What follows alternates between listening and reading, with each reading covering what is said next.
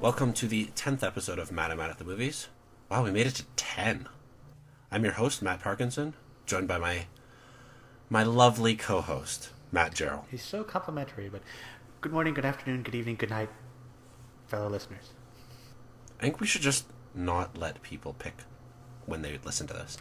Well, that would be a little, dictatorial on our part, but...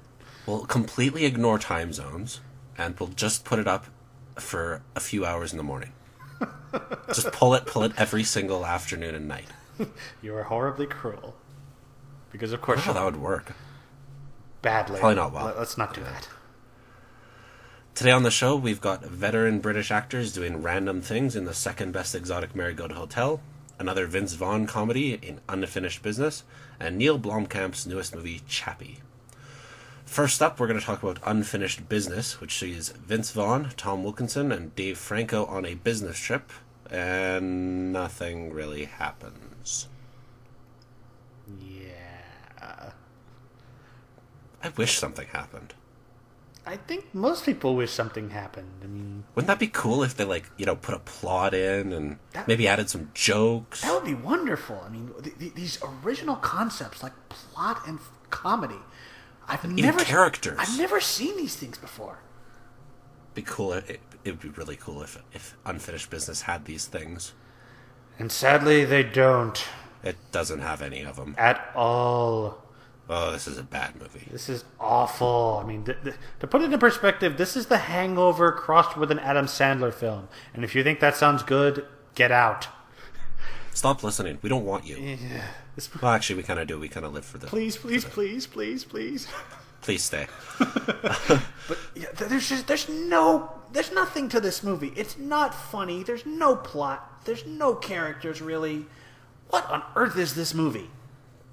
This is something that should never have been released, is what this is. Forget not even on VOD, not even direct to DVD. Yeah, forget release. This shouldn't have been made. Well, yeah. At all. But it's a waste of time, money, energy, and resources. You can see the regret on the actors' faces. Especially Dave Franco. Yeah, he basically just looks stoned for this whole thing. What on earth is his character supposed to be? Because, he's a mentally challenged man. He's completely annoying, and his characterization is an insult. But Gerald, his last name is Pancake, which is really, really funny. That's not... Don't you get it? Because it's breakfast, and because last name shouldn't be breakfast and Pancake, Gerald. Screenwriting is dead. That's seriously one of the running gags. Another running gag involves wheelbarrows. I'm not going to get too much into that. It's in the trailer. That's all you need to know. I mean, literally, this movie is pretty much the trailer pulled out to a 90-minute film. And it feels like a long 90 minutes. I wish I could say something good about this. Like, just one good performance, one funny joke, even. There's nothing. There is nothing positive about this movie to be said. I mean, Vince Vaughn is playing an absentee businessman dad stereotype character, and we're supposed to like him, I guess, because he's trying to help out his family, I guess. And, kind of, a little bit, maybe. Oh, Tom Wilkinson is so funny. No, he really isn't. But he's old and he does drugs and he swears. He's funny. No. No, not at all. He's probably the best thing in this movie, but that's not really saying anything. And frankly, it's just a massive waste of a talented British actor. It's so disappointing. I mean, it tries to have this emotional payoff with, so Vince Vaughn, one of his kids is bullied and the other one hates school, and he monologues a whole bunch of stuff, inner monologue, that has him thinking about them, and then the payoff happens, you're like, that was it? Completely wasted, and just that bullying subplot it's so creepy. Like, it is. You can do good bullying subplots and actually have them be useful and pay off, but this is just, it is literally cringe-inducing when you watch it. Vince Vaughn isn't good enough to pull any of that off either. No. Have we seen a good dramatic Vince Vaughn role? No. Dramatic, no, and comedic, not in 10 years. Not since Wedding Crashers. Yeah, not since Wedding Crashers. It's that bad.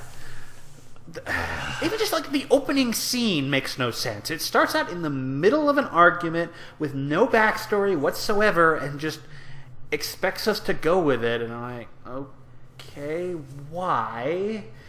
And then it puts in these, for lack of a better term, villains, but they're not really, other than they're just kind of nasty people in general, but they're not like... Well, everyone in the movie's nasty. Though, yeah, so it's like they're just the most nasty of these people, I guess, but they're tissue paper thin in terms of characterization, so it's, I mean, what's going on here?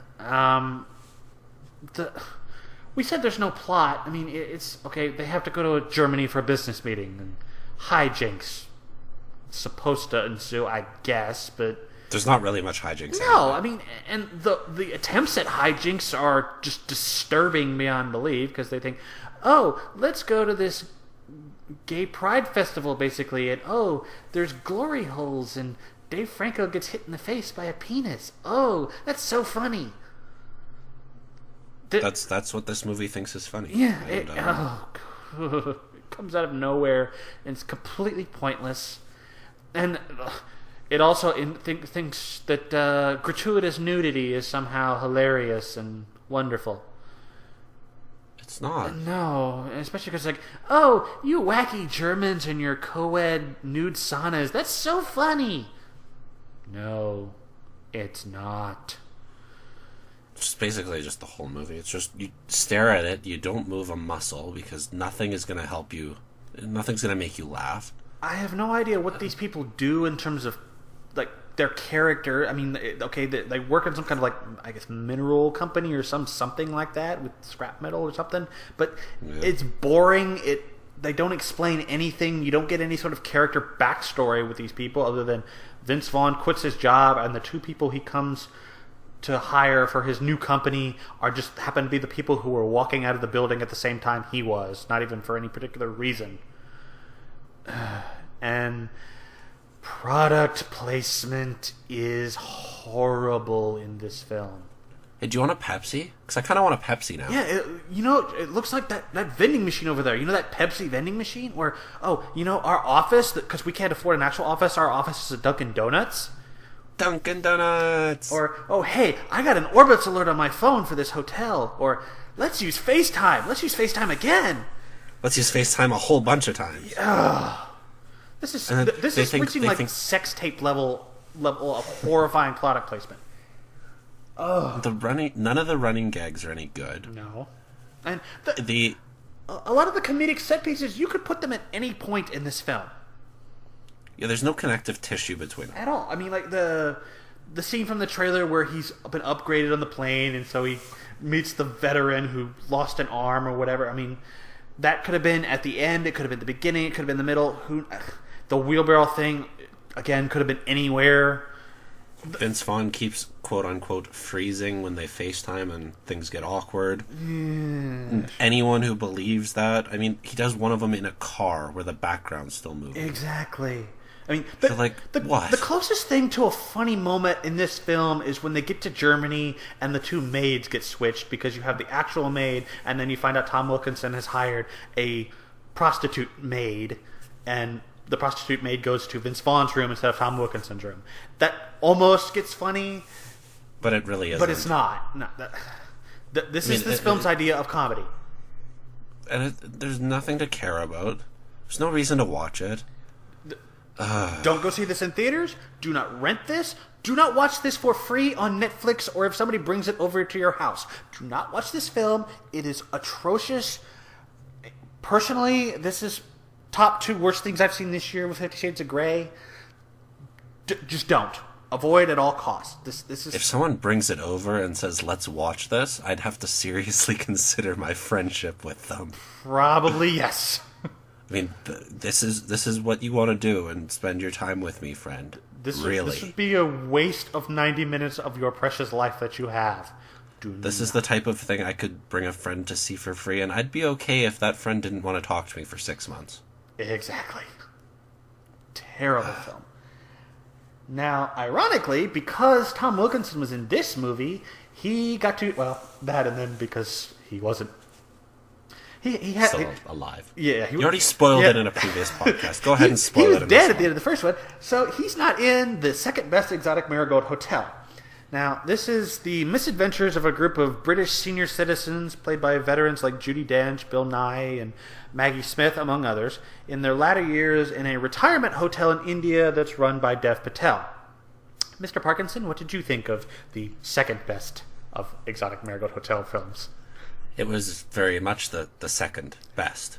I mean, it's essentially just the first movie, but they put in Richard Gere, and then they couldn't figure out what to do with anyone. This movie is 2 hours long. It's too long. It's way too long, and it's too thin too. Well, it's way too long because they've got so many subplots, and then those subplots are thin. There's nothing to them. We've got. So, first off, we've got Judi Dench and Bill Nighy acting like awkward teenagers. Which, you thought their subplot was resolved at the end of the first one, but apparently... But not at all. Not at all. Because they're too awkward to really do anything about each other. Yeah, it's like they know they want to be together, but... like they're not together, but they're not together. And it's like, I don't... like... I love. You want to do lunch, maybe? So, and it's uncomfortable to watch them together. Dev Patel, the whole thing is he's getting married, and so we go through all the stages of that. And he wants to buy a second hotel in order to open up another Marigold Hotel because the first one is full up with people. So there's this subplot about this old friend of his fiance who comes back, and he sees him as a romantic rival for some reason, and a business rival. Yeah, and that leaves none of it works. That leaves a lot of uncomfortableness to it, especially when they attempt comedy. Like, so almost all of the subplots in this movie, they just don't work, and they feel very meandering. Well, and a lot of them also revolve around romance subplots for some reason. I mean, you got these two characters. Old people need love too, Gerald. Basically, the entire theme of this movie is old people still have sex. Yay! Like, okay, yay. I didn't need another 2-hour movie about that, but sure. And I mean, the conflict is based on a lot of misunderstandings and soap opera cliches. And then we get dance numbers. We get traditional Bollywood dance numbers in this. Why? I don't know. Because we're in India. Yeah, it's India. I mean, and I've said this before, but India has basically become code for this is exotic, but it's still safe because, they speak English, and so we can understand them without having too many issues there. So, yay, exoticism. That's not really... About the only fun I did have in this movie was with Maggie Smith. Just because she's funnier than the rest of the movie. Absolutely. I mean, Maggie Smith is just a wonderful treat to have in the movie, although she's at least still kind of odd from her, because in the first movie she's basically this old racist character, and so watching her we easily forget that, don't we? Yeah, she was so despicable to start that movie, but she learns to accept the culture around her and like the brown people, quote unquote. And now in this movie she's just the old wise woman who's become the co-manager of the hotel with Dev Patel, and yay. And she's great. I could watch Maggie Smith. If this whole movie was just 2 hours of Maggie Smith, I would have been okay with it. Maybe. I mean, that's the thing. It's still well acted overall. I mean, Dench and Nighy are good, as is against Smith, and even Dev Patel to a point. But the writing is where things get betrayed, because, as we've said, the subplots are dull. Dev Patel is annoying. Like, he's in this too much, too. Yeah, well... Like, this is a movie that older people typically go to see to watch even older people do their thing, and then Dev Patel is in, like, I don't know, a third of the movie, and you're like, I don't really want to see you. I go to this movie to see the old people do their thing, because you don't get to see a whole lot of stuff, especially with these senior statesmen of British cinema. I mean, and these are, like, really talented people, so I want to see... I like Dev Patel as an actor. He's good, but he's just annoying in this particular thing, because his entire characterization is sunny optimism, except when his stupid false romantic rival cliche thing is around. And it's like, No, give me more Maggie Smith or more Judi Dench, Bill Nighy, maybe. I don't know. I mean, why is Richard Gere in this movie? Because we needed a new character. We got new characters. I mean, you had we did. You had the other woman in there who's brand, and then for some reason they bring back Bill Nighy's wife from the first one. I was just missing her already. Yay! So very much missing her. Yeah, and then why is David Strathairn in this movie? Who knows? That's one of the weirdest cameos. Because okay, he's there as a businessman at the beginning, and then he shows up at the end for some reason that makes no sense. This movie's full of stuff that just, why is it here? I don't understand. I will say though that even though Maggie Smith was the best thing, the ending to her subplot is kind of lame. Yeah, it's really lame. Well, it's like you think it's like, oh, she's finally going to pass and she's going to be the Tom Wilkinson of this movie, and then she doesn't. And then, well, it leaves it a little ambiguous, I guess. Not even ambiguous. It's just like, okay, it would have been sad, but it would have been poignant if she'd actually passed, because it would have been like, okay, well, Dev Patel, now you're married, so you can fully transition, and you've got your second best exotic Marigold Hotel because it's in the trailer, so yeah. And so it would have been transition for if they decided to make a third one of these for some reason. They're going to. They're going to. This thing's going to make enough money, and the actors are all going to be like, yay, another paid vacation to India. Yeah, so it would have been a nice transition. It's like, okay, Dev Patel, now you're fully in charge. You know what you're doing, more or less. You don't need Maggie Smith. Exactly, but unfortunately they didn't decide to resolve that, so yay. Yeah. So, I mean, it's a pleasant enough movie, and I mean, for the people who go to see it, they're not really going to be disappointed. No, it's more of what you expect. Yeah, it's disposable, but it's a decent little thing. It's a distraction for 2. Now, it shouldn't still be 2 hours, but it's a decent distraction for 2 hours. Maybe not necessarily worth theatrical prices, but yeah, it wouldn't be a bad rental or like a matinee if you can get it cheap, something like that. So Dev Patel was actually in 2 movies this week, and the second one is our final movie of the week, which is Chappie. Patel plays a robotics engineer who designs a bunch of robots for the police force, and then also invents an artificial intelligence that aims to mimic humanity. He inserts that into a broken robot, and thus Chappie is born. Although Chappie acts more like a, 4-year-old, 5-year-old, maybe younger than that. He gets raised by a trio of gangsters, and then things get weird. General, I know you've got some complicated feelings on Chappie. Where would you like to begin? Well, let's start with the characters, I think. Because, okay, Chappie I really like, because especially in the parts where he's kind of learning to be human, for lack of a better word. Human-ish, yeah. Yeah. That aspect works fairly well, except for the fact that he's largely being taught by a couple of despicable creatures, which I've never heard of these people, but I mean, Ninja and Yolandi Visser, who make up a South African rap group named Die Antwoord, which, if you've heard of them, good for you. Those two are despicable human beings, and their partner in their gangster group, for lack of a better phrase, they're kind of horrible people.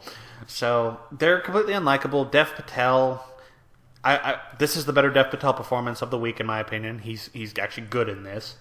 What the bloody blazes is Hugh Jackman supposed to be in this thing? I mean, Hugh Jackman and his mullet. Yeah, he's like ex-military, quasi-religious nut thing engineer. He doesn't want the robot AI to take over, because robot AI taking over wouldn't let the humans be in control. Of course, AI can't think and feel, or it can't judge morality or whatever.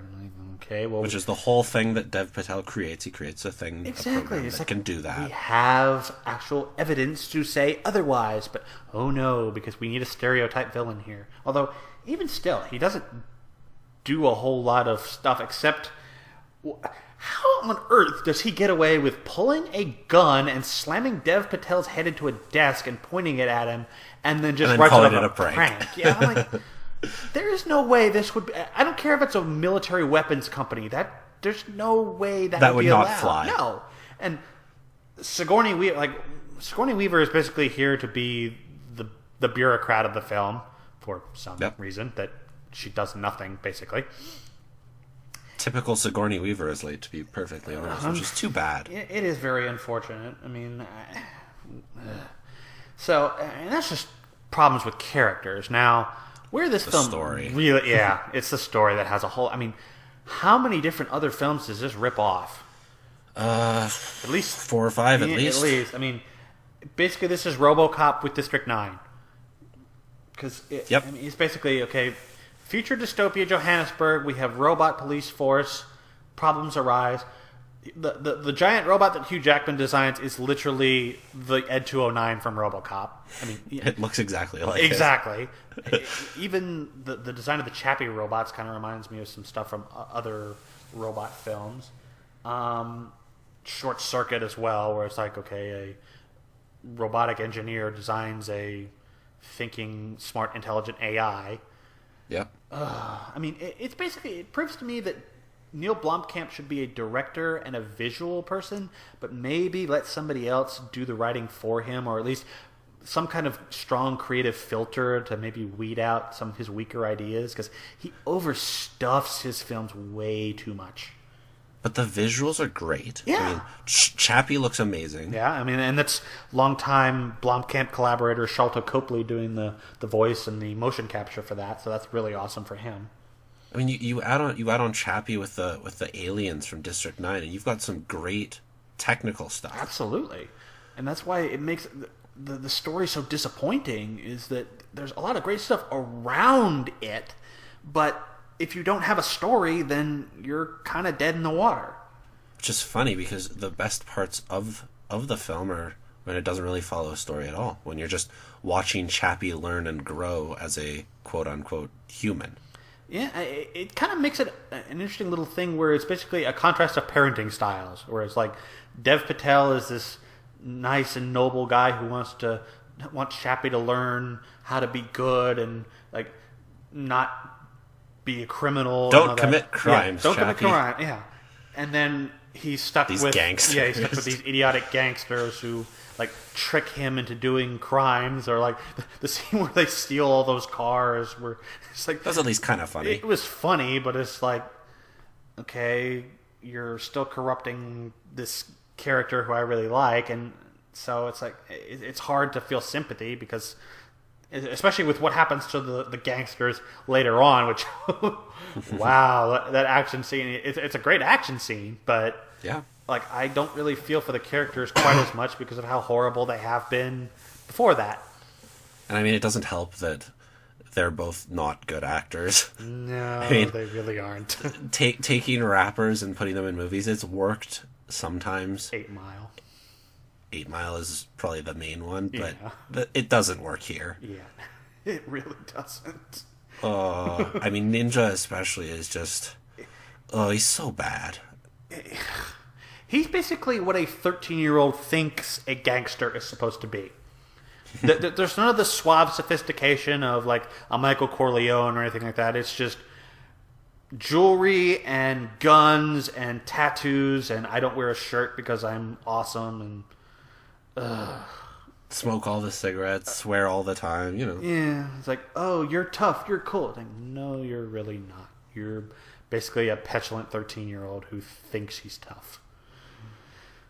At least Dev Patel was good. Yeah, Dev Patel was good in this. I definitely like. And Sharlto Copley is great. Yeah, we've talked about that. We don't see him, but so one of the interesting things with Sigourney Weaver, what's not really interesting, it's ironic, is that Dev Patel says, "I invented an AI," and Sigourney Weaver's response is, "We're a weapons company. I don't care."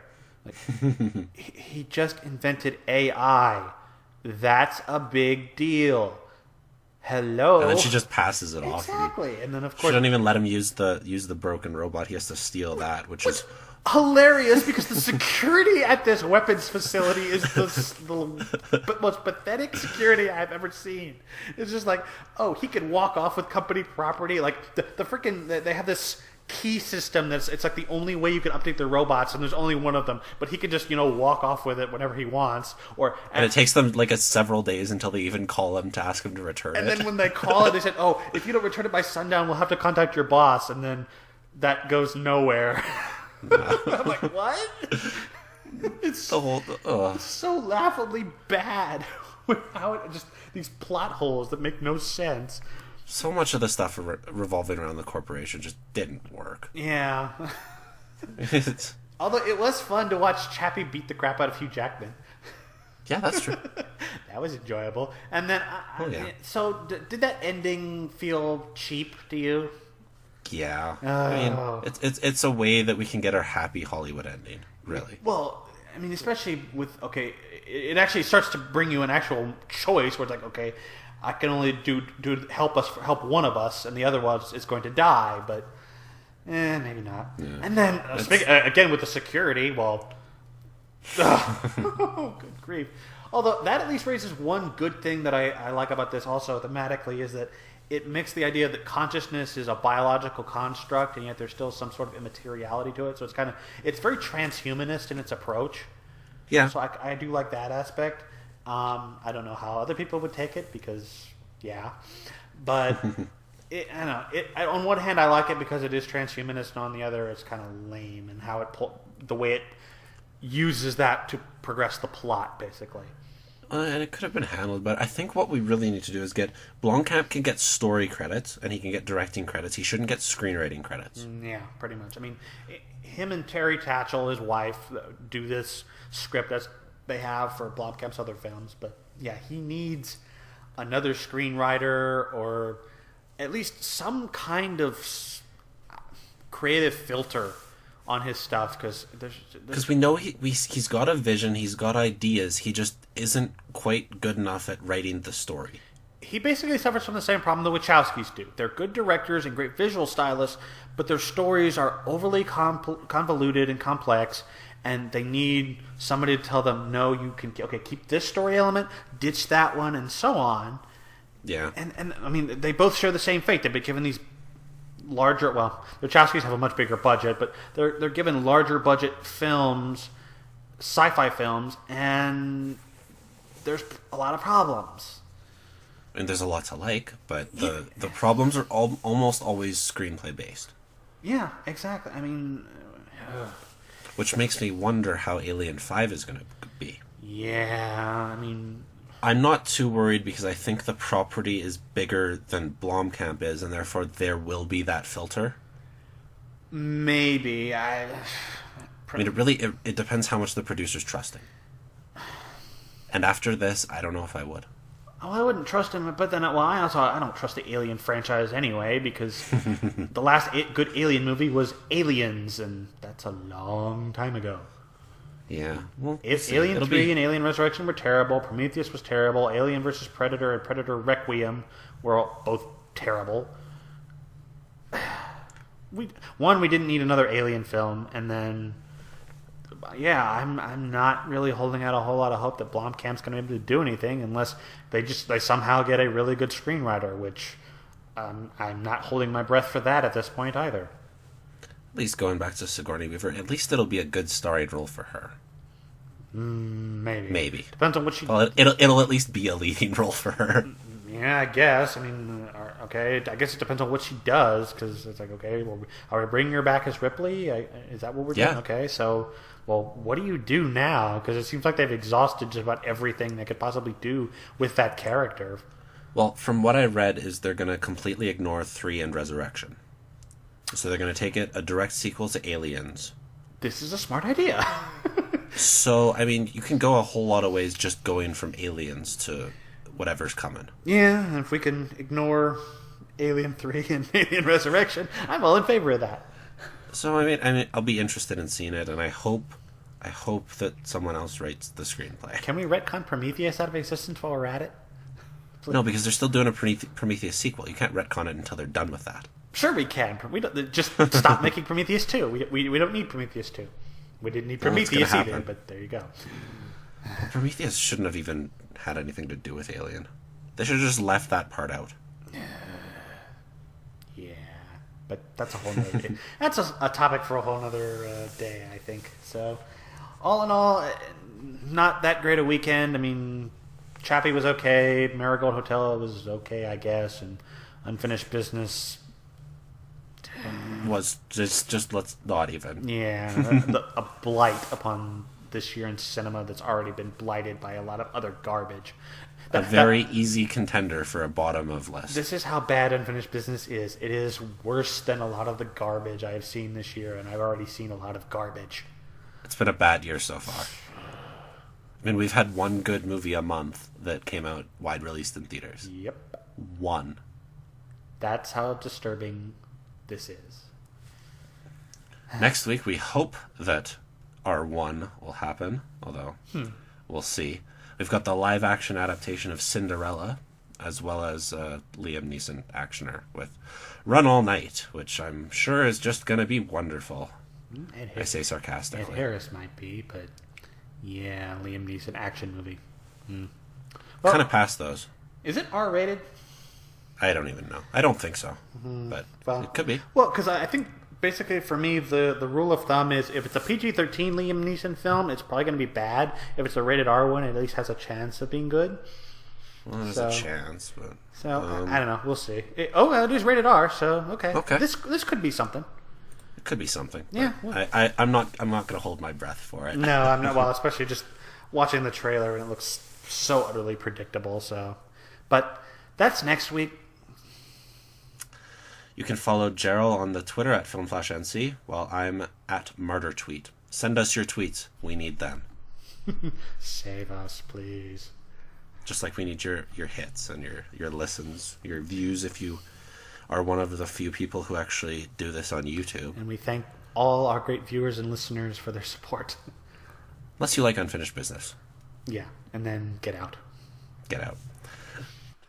Until next time, this is Madam at the Movies signing off. Take care, everybody.